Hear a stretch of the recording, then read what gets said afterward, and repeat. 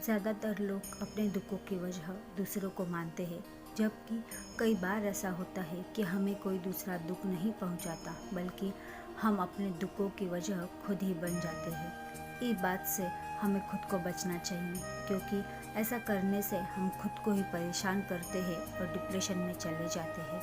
ऐसा ही एक प्रेरक प्रसंग गौतम बुद्ध का भी है, जो हमें अपने दुखों की वजह खुद को न बनने के लिए प्रेरित करता है। एक बार गौतम बुद्ध नगर में घूम रहे थे।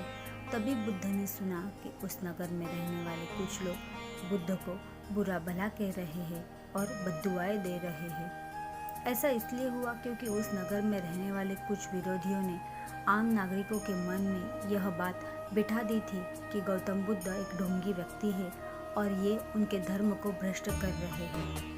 इस वजह से उस नगर में रहने वाले लोग बुद्ध को पसंद नहीं करते थे और उनको अपना दुश्मन मानते थे। गौतम बुद्ध ने जब नगरवासियों के इन उल्हानों को सुना तो वह एक कोने में शांति के साथ खड़े हो गए और उनकी बुरी बातों को आराम से सुनते रहे। इस दौरान बुद्ध ने कोई प्रतिक्रिया नहीं दी।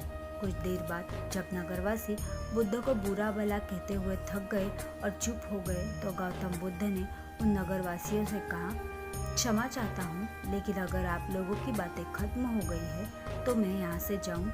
यह सुनकर उनको बुरा कहने वाले लोग बहुत ही आश्चर्यचकित हुए।